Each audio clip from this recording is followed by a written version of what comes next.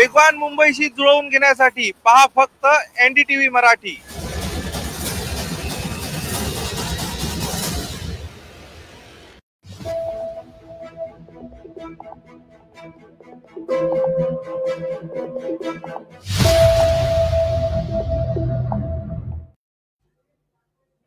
नमस्कार, मी शिल्पा गुजर। सुखी जीवनाचा मंत्र या आमच्या लाईव्ह शो मध्ये तुम्हा सगळ्यांचं खूप खूप मनापासून स्वागत। माझ्या सगळ्या तमाम मैत्रिणींना आज जागतिक महिला दिनाच्या खूप खूप शुभेच्छा। तुमची सगळी स्वप्न पूर्ण व्हावीत आणि शिवाय तुमच्या सगळ्या प्रयत्नांना यश मिळावं याही शुभेच्छा माझ्या सगळ्या मैत्रिणींना या निमित्तानं मी देते आहे। लैंगिक शिक्षण काळाची गरज या निमित्ताने आपण अनेक विषयांना हात घातलेले आहेत। आजही आपण एक नवीन विषय इंट्रोड्यूस करणार आहोत, पण त्याआधी सरांच्या अचीव्हमेंट्स बद्दल जाणून घेऊयात व्हिज्युअल्सच्या माध्यमातून। डॉक्टर विजय दहीफळे हे सेक्सॉलॉजिस्ट, अँड्रोलॉजिस्ट आणि यूरोलॉजिस्ट आहेत। ते आंतरराष्ट्रीय पातळीवर नावाजलेले डॉक्टर असून या समस्येने त्रासलेल्या लोकांसाठी आशेचा किरण म्हणून कार्य करत असतात। डॉक्टरांची क्लिनिक्स छत्रपती संभाजीनगर, पुणे, दादर, नेरूळ, खारघर, कल्याण, नाशिक, नागपूर व दुबई इथे आहेत। डॉक्टर विजय दहीफळे हे देश विदेशात जाऊन लैंगिक शिक्षण या विषयावर मार्गदर्शन करत असतात। तर सगळ्यात आधी आपण सरांचं स्वागत करूयात। सर, खूप खूप स्वागत आहे तुमचं आमच्या कार्यक्रमात। नमस्कार। तर आजचा आपला विषय आहे पुरुषांमधील छोटे अंग आणि त्यावरचे उपाय। आणि तुमच्या मनात या संदर्भात काही शंका असतील, काही विचारायचं असेल डॉक्टरांना, तर तुम्ही नक्की आम्हाला फोन करू शकता। स्टुडिओ नंबर सध्या फ्लॅश होत आहेत। नंबर पुन्हा एकदा सांगते, 022-692-89-372 हा आमचा नंबर आहे।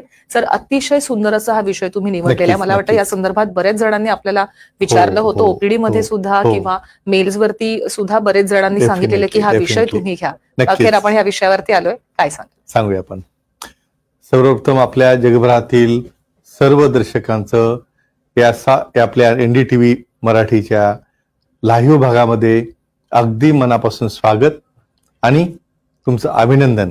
कारण का की या कार्यक्रमामध्ये तुम्ही सहभागी होऊन प्रश्नोत्तर विचारता, त्याचबरोबर तुम्ही त्या ठिकाणी त्यामध्ये सहभागी होता आणि सहभागी होऊन या कार्यक्रमाची शोभा वाढवता। आणि सर्वप्रथम मी आपल्या सर्व भगिनी या लाईव्ह शो मध्ये ज्या पाहतायत त्या सर्वांना महिला दिनाच्या हार्दिक हार्दिक हार्दिक शुभेच्छा। त्यांना सुख, शांती, समृद्धी, समाधान आणि स्वास्थ्य लाभो। कारण हेल्थ इज अ वेल्थ, हेच महत्वाचं आहे। शारीरिक आहे, मानसिक आहे, तुमचं स्पिरिच्युअल आहे, या सगळ्या गोष्टींचं स्वास्थ्य तुम्हाला नक्कीच लाभो। आता आजचा आपला जो टॉपिक आहे त्यामध्ये लैंगिक शिक्षण काळाची गरज हेच आपण पाहतच आहोत। पण त्यात महत्वाचं हे बघा, आपण जेव्हा बाळ जन्माला येतं ना, त्या ठिकाणी तुम्ही बाबा पेढे वाटता, जिलेबी वाटता, कसे वाटता? डिलिव्हरी झाल्याबरोबर आपण काय पाहतो? डिलिव्हरी झाल्याबरोबर आपल्याला तो मुलगा आहे की मुलगी आहे ही पाहण्याची सर्वांना उत्सुकता असते। पण ते कळतं कसं आपल्याला? हे फक्त समजतं आपली ही अनाटॉमी, बाह्यांग जे आहे त्याची रचना कशी आहे ते पाहून समजतं। आणि मग त्याची रचना नॉर्मल काय आहे, रचना ही ॲबनॉर्मल काय आहे हे नक्की समजणं तुम्हाला फार आवश्यक असतं। म्हणून आपल्या आजच्या ह्या टॉपिकमध्ये आपण पूर्णपणे कसे नॉर्मल काय असतात, नॉर्मल साईज काय, ॲबनॉर्मल काय, ही सर्व उत्तम माहिती आपण घेणार आहोत। आणि आपल्या प्रेक्षकांचा सहभाग तर येतच राहील। आणि आपल्या मेलवर, व्हॉट्सअपवर देखील खूप प्रश्न पेंडिंग पडलेले आहेत, पण तेही विचारायचे मला तुम्हाला। पण मध्यंतरी ना सर, मी एक लेख वाचला होता, त्याच्यामध्ये स्लीप डायव्होर्स बद्दल मी वाचलेलं की हा नवा ट्रेंड सुरू झालाय। म्हणजे पती पत्नी वेगवेगळे झोपण्याचा हा पर्याय त्यांनी निवडलेला आहे आणि त्याच्यामुळे बरेचसे कॉम्प्लिकेशन सुरू झालेले आहेत। त्याचा बराचसा परिणाम त्यांच्या लैंगिक आयुष्यावरती सुद्धा होतोय आणि मला वाटतं आणि यामध्ये आपला देश हा नंबर 1 वर आहे। नंबर 1 वरती 78% पेक्षा जास्त त्यामध्ये इन्व्हॉल्वमेंट काय सांगूया आपण।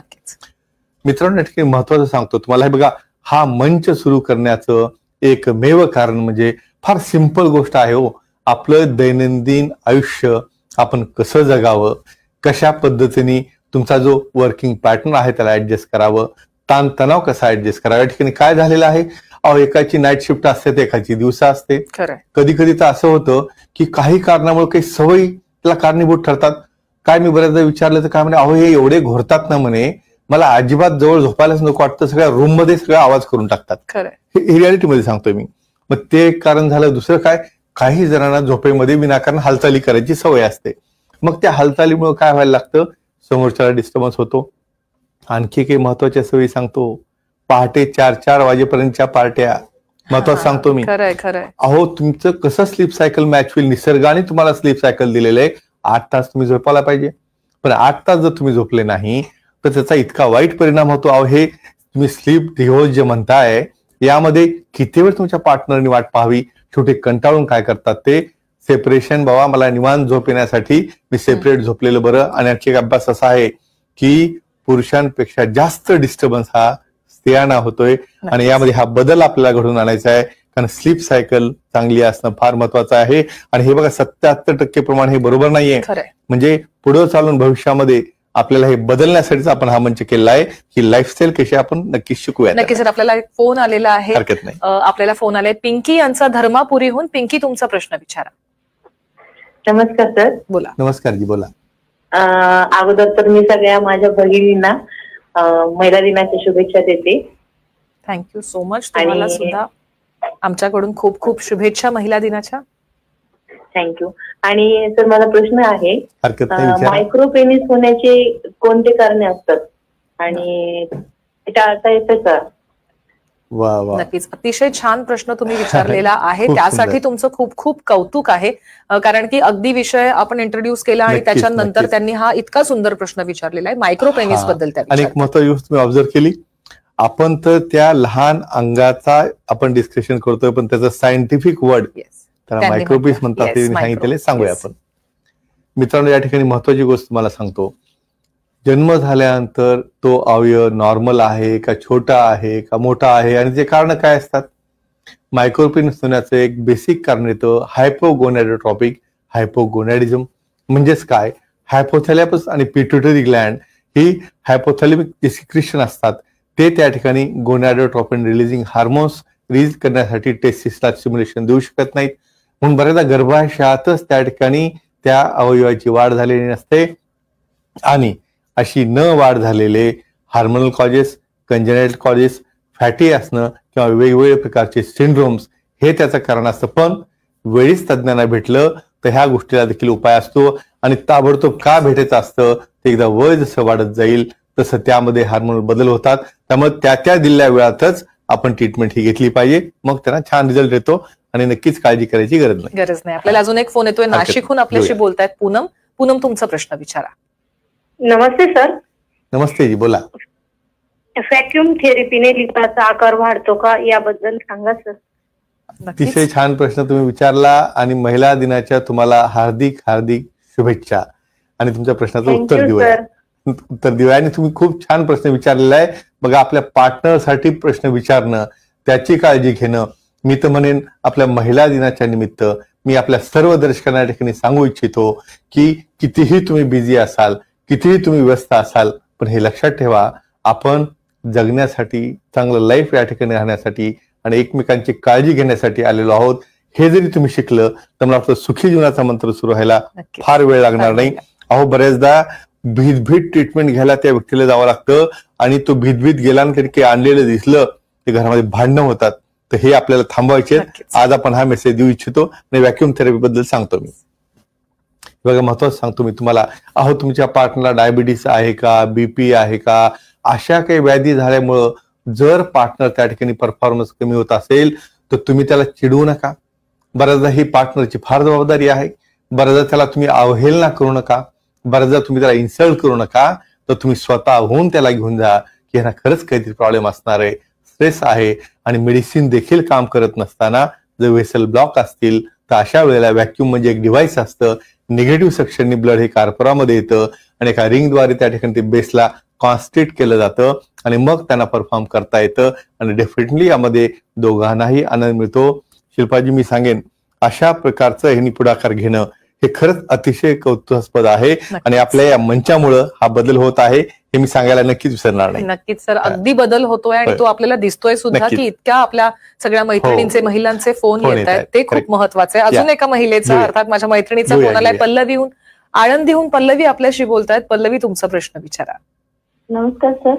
नमस्कार जी, बोला. मॅडम हॅपी वुमन्स डे तुम्हाला. तुम्हालाही तुमचं कौतुक करावं तेवढं थोडं आहे मॅडम.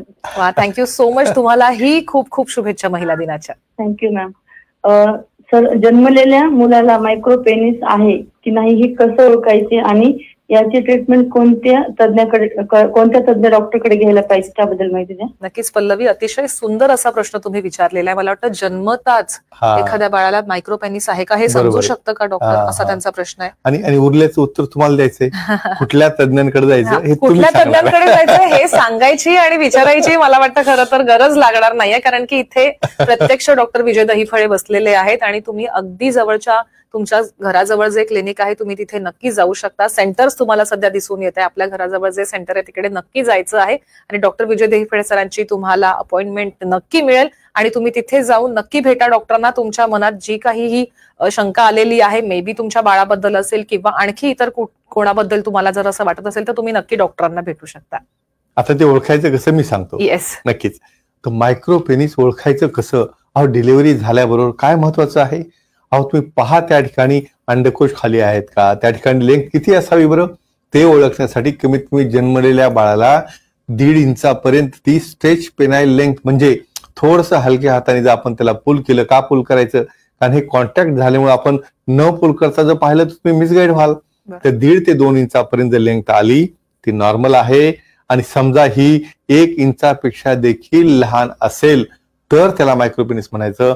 आणि अर्थातच सेक्सॉलॉजी, सिरोलॉजी आणि अँड्रोलॉजी यांना भेटल्यानंतर प्रॉपर वेळेत ट्रीटमेंट सुरू केली तर अतिशय छान रिझल्ट येतो. आणि मला वाटतं ह्यांना उत्तर मिळालं असेल. नक्कीच मिळाले. आपल्याला अजून एक फोन येतोय सोलापूरहून आपल्याशी बोलतायत मयूर. मयूर, तुमचा प्रश्न विचारा. सर, मला असं विचारायचं आहे ओके की मायक्रोपेनिसचे निदान करण्यासाठी काही ब्लड टेस्ट किंवा इतर टेस्ट असतात का, याविषयी माहिती पाहिजे होती. वा वा, खूप छान प्रश्न तुम्ही विचारला बघा. म्हणजे त्यांना हे बघा मायक्रोपेनिस बाहेरनं तर दिसलं, जिनोटाईप आणि फिनोटाईप काय असतं सांगूया आपण. नक्कीच सांगतो मी तुम्हाला. या ठिकाणी महत्वाची गोष्ट सांगतो. आता मी हे फार सायंटिफिक वर्ड मध्ये जिनोटाईप फिनोटाईप कळणार नाही, पण गुणसूत्र मला वाटतं हे कळतं. गुणसूत्र. तर बऱ्याचदा काय होतं की मायक्रोपेनिस असताना असं व्हायला लागतं की त्या छोट्या अवयवामुळं आणि त्या ठिकाणी बरेच दुभंगलेले त्या ठिकाणी स्फोटम असतात, त्यामुळे तो मुलगा आहे का मुलगी हे कळत नाही. अशा वेळेला क्रोमोझोमल स्टडी, म्हणजे तुम्हाला माहितीये 46 गुणसूत्रे असतात. XX असेल तर फिमेल आणि XY असेल तर मेल. हे पाहणं आवश्यक आहे. दुसऱ्या ब्लड टेस्ट कोणत्या करायला लागतील जर लहान साईज आहे तर अशा केसमध्ये तुम्हाला हार्मोनल ट्रीटमेंट आहे, हार्मोनल इन्व्हेस्टिगेशन आहेत, कारण त्याशिवाय ट्रीटमेंट देता येत नाही. सिरम FSH आहे, LH आहे, टेस्टोस्टेरॉन आहे, प्रोलॅक्टिन आहे आणि गरज पडली तर बऱ्याचदा आपल्याला त्या ठिकाणी सोनोग्राफी किंवा कलर डॉप्लर देखील करायची गरज पडू शकते. खूप छान प्रश्न विचारला. मला वाटतं जी काही लहान लहान मुलं असतील त्यांना देखील पालकांनी स्वतःहून केव्हा त्यांचा कॉन्टॅक्ट येतो की जेव्हा ते बाथरूम मध्ये असतात, व्यवस्थितपणे त्यांनी पाहणं, वॉच करणं. का? कारण हाच मुलगा पुढे जाऊन हा मोठा होणार असतो, लग्नासाठी जाणार असतो. मग त्यावेळेस काही जणांना जाग येते. हे माझे प्रॅक्टिकल एक्झाम्पल आहेत. ह्या माहितीमुळे त्यांना आता ते जाग नक्कीच म्हणजे नक्की जाग येईल. आणि याच्यासाठी ब्लड टेस्ट असतात किंवा आणखी काही टेस्ट असतात, हे मला वाटतं नवं माझ्या सगळ्या प्रेक्षकांना कळालं असेल, कारण की हे नवं मला सुद्धा कळालेलं आहे या निमित्ताने की नुसतं बघून नाही तर त्यासाठी काही टेस्ट असतात, त्याच्यानंतरच पुढची ट्रीटमेंट आपली ठरते. नक्कीच. आपल्याला अजून एक फोन येतोय. स्नेहा आपल्याशी बोलतात पुण्याहून. स्नेहा, तुमचा प्रश्न विचारा. सर नमस्कार. नमस्कार जी, बोला. तर मी शोभ हाटी आहे. तर जे 2 प्रश्न विचारले की मायक्रोपेनिस बद्दल, तर मलाही वाटलं की विचारावं. Very good. तर मायक्रोपेनिस म्हणजे नेमकी किती साईज असते आणि त्यासाठी काही सर्जरी असते का जर असेल मायक्रोपेनिस तर, आणि ती कधी आणि कोणत्या वयात करावी त्याबद्दल सांगा. म्हणजे मला वाटतं पूर्ण शोचे सर्व प्रश्न मला देऊन टाकले. म्हणजे मायक्रोपेनिस बघा, यामध्ये अडल्ट असताना वेगळी साईज आहे, लहान असताना वेगळी आहे. काही सर्जरी असते का आणि कुठल्या वयात करायची हे तिने सांगतो मी. अतिशय सुंदर प्रश्न. मी तर म्हणून एखादी परीक्षा द्यायला एखादा परीक्षार्थी जर बसला ना ऐकून तर मला वाटतं त्याला 100% गुण मिळतील. आता पिडियाट्रिक एज मध्ये म्हणजे एकदम इन्फंट म्हणजे 1 वर्षाच्या आतमध्ये 1.5 इंचापर्यंतची लेंथ ही नॉर्मल आहे. आणि समजा 1 इंचापेक्षा छोटी असेल तर त्याला मायक्रोपेनिस म्हणतात. असा अडल्ट मध्ये म्हणजे तो मोठा झाला, लहानपणी कोणी पाहिलंच नाही, येतात आहे केस माझ्याकडं, तर 3.5 इंचापेक्षा लहान स्ट्रेच पेनाइल लेंथ, म्हणजे आपण त्या लिंगाला हळुवारपणे स्ट्रेच केल्यानंतर ती जर लेंथ 3.5 पेक्षा कमी असेल तर ते मायक्रोपेनिस. आणि दुसरं महत्वाचं, याला मायक्रो सर्जरी काही असते का? पहिल्यांदा हार्मोनल थेरपी असते आणि त्याने नाही झालं तर रिकन्स्ट्रक्शन आहे. बरेचदा स्कॅफोल्ड वापरले जातात त्या ठिकाणी, किंवा गरज पडल्यास इम्प्लांट देखील वापरतात. आपल्या या चर्चासत्रामध्ये पूर्ण माहिती घेणार आहोत आणि अधिक माहितीसाठी ते सुखी जीवनाच्या मंत्राचं पुस्तक ते पाहू शकतात. आणि आणखी एका प्रश्नाचं उत्तर मी नंतर देणार आहे. नक्कीच. आपल्याला अजून एक फोन येतोय मनोज देशपांडे यांचा. मनोजजी, तुमचा प्रश्न विचारा. नमस्कार सर. नमस्कार जी, बोला. सर, मायक्रोपेनिस म्हणजे काय असते आणि नॉर्मल लिंगाचा साईज काय असतो त्याबद्दल माहिती सांगा. वा वा, व्हेरी गुड. तुमचं वय काय सांगा मला? वय काय तुमचं? 24 वर्ष आहे. चला, गुड, हरकत नाही, सांगूया. मी काय विचारलं, वय काय विचारलंय बघा. आता तुम्ही नुसतंच लेंथ घेऊन उपयोग नाही, त्याची गर्थ ही महत्वाची असते. आणि बरेच जण गफलत करतात. हो, साईज आणि शेप मध्ये फरक असतो. साईज म्हणजे मेजरमेंट घेतलेली, आणि शेप म्हणजे त्याचा आकार कसा आहे, डेव्हिएटेड आहे, स्ट्रेट आहे, दोन्ही प्रकार सांगतो मी. मित्रांनो, तुमच्या कुतूहलासाठी सांगतो, नॉर्मली व्हेरिएशन किती असतात तुमच्या लिंगाच्या अवयवाचे? तर 21 प्रकारचे वेगवेगळ्या आकाराचे आणि साईजचे तुमचे अवयव असतात. ते का सांगतो मी? की बरेच जण ह्या छोट्या साईजमुळे डिप्रेशन मध्ये जातात, इव्हन घरातून पळून देखील जातात, किंवा मी आता लग्न करून उपयोग नाही, किंवा माझा इन्सल्ट होईल लग्नानंतर माझं असं कोणी पाहिलं तर अडल्ट लिंगाची त्याची साईज काय ते सांगतो मी तुम्हाला. यामध्ये 1 इंचाचं स्टँडर्ड डिव्हिएशन असतं. 24 वर्षामध्ये 5.5 ते 6 इंचापर्यंत स्ट्रेच लेंथ असते, आणि गर्थ ही 3 ते 3.5 इंच असते, आणि कठोरतेमध्ये ती 1-1 इंचांनी प्लस मायनस वाढत राहते. आणि यामध्ये काहीही व्हेरिएशन वाटलं तुम्ही घाबरू नका, एक दुसऱ्यांचं मित्रांचं कंपॅरिझन करू नका. कारण होतं असं की हे 21 प्रकार कुठले वेगवेगळे आहेत हे जोपर्यंत तुम्ही समजून घेणार नाही, इव्हन मी पुरुषांनाच नाही तर त्याच्या पार्टनरला देखील सांगू इच्छितो की असं इमॅजिनरी काहीतरी आपण बाहेरनं पाहतोय आणि त्यातनं मग भ्रम झाला की मला ते लहानच आहे, मी सोबत राहणार नाही, मला त्या ठिकाणी सॅटिस्फॅक्शन मिळणार नाही, मी निघून चालले, अशा केसेस ऍक्च्युअल मी पाहतो. हे 21 प्रकार माहित असणं आवश्यक आहे. मला वाटतं आपल्या वेगवेगळ्या शो मध्ये अनुषंगाने आपण ते घेऊया. नक्कीच. आपल्याला अजून एक फोन येतोय. पिंकी आपल्याशी बोलतायत धर्मापुरीहून. पिंकी, तुमचा प्रश्न विचारा. सर, मायक्रोपेनिस ची ट्रीटमेंट घेतली समजा, तर ती किती दिवस टिकते सर पुढं? अच्छा, त्याचं लाईफ असतं. बरोबर आहे, बरोबर. पिंकी, खूप छान प्रश्न आहे आणि मला वाटतं पूर्ण रिसर्च केलाय त्यांनी मायक्रोपेनिस बद्दल. तो पूर्ण शो बघतायत आणि मग त्याच्यानंतर त्यांनी हा दुसरा प्रश्न पुन्हा एकदा विचारलेला. आणि प्रोग्रामची, ह्या मंचाची, या एनडीटीव्हीची शोभा का वाढते? अहो, बरेचदा आपल्या मनात खूप काही आहे, पण विचारलं तर आपण सांगूया. हो ना. ते किती दिवस टिकतं सांगूया आपण. ही लॉंग टर्म थेरपी असते, म्हणजे तुम्हाला वयाचं 15 वर्ष होईपर्यंत तुम्हाला मधून मधून हार्मोन्स द्यायला लागतात. टेस्टोस्टेरॉन थेरपी लागते. कशा स्वरूपात असते? बरेचदा इंजेक्टेबल फॉर्म मध्ये असते, पॅच फॉर्म मध्ये असते, आणि त्याच्या मात्रा हे चेक करायचे असतात. आणि मध्ये त्या ठिकाणी लॉंगॅव्हिटी तुम्ही विचारली तर तुम्ही अडल्ट होईपर्यंत म्हणजे 22व्या वर्षापर्यंत ऑब्झर्वेशन ठेवावं लागतं. आणि 22 वर्षानंतर जर तुम्हाला ते लेंथ आणि गर्थ लहान वाटली तर वेगवेगळ्या थेरपी आहेत, जशा पी शॉर्ट थेरपी आहेत, किंवा बऱ्याचदा त्या ठिकाणी काही सर्जिकल ट्रीटमेंटद्वारे लेंथनिंग देखील करू शकतो. त्यामुळे अतिशय सुंदर प्रश्न आणि मला वाटतं समाधानकारक. नक्कीच समाधानकारक उत्तर मिळालेलं आहे. आपल्याला अजून एक फोन आलेला आहे अमरावतीहून. आपल्याशी सचिन बोलतायत. सचिन, तुमचा प्रश्न विचारा. हॅलो, बोला सचिनजी, बोला. डॉक्टर साहेब, प्रश्न असा होता की लिंगाचा आकार वाढवण्यासाठी पी शॉर्ट थेरपी काय असते? अच्छा, म्हणजे आकार वाढवण्यासाठी तुम्हाला पी शॉर्ट थेरपी काय असते माहिती पाहिजे, बरोबर आहे? हो हो. ठीक आहे. तुमचं वय सांगा मला. 26 वर्ष. चला, गुड, खूप छान प्रश्न. मायक्रो सर्जरी ही शेवटचा पार्ट झाला. त्याच्या अगोदर काही स्टेप असतात ते सांगूया आपण. पी शॉर्ट म्हणजे काय? पी शॉर्ट थेरपी म्हणजे काय असते? It is a cellular therapy. म्हणजे आपल्याच बॉडीच्या प्लेटलेट्स घेऊन त्याला सेंट्रिफ्यूज करून फ्रीज आणि थ्रॉ टेक्निकने त्याचे ग्रेन्युल्स बाहेर, ग्रोथ फॅक्टर्स किंवा इंटरफेरॉन्स बाहेर आल्यानंतर ते आपल्या लिंगामध्ये इंजेक्ट केलं जातं वेगवेगळ्या 6 पोझिशन मध्ये. ते इंजेक्ट केल्यानंतर त्यामध्ये निओ फायब्रोजेनेसिस, निओ वास्कुलोजेनेसिस, निओ न्यूरोजेनेसिस म्हणजे नवीन मज्जातंतू, नवीन पेशी आणि नवीन रक्तवाहिन्या बनतात.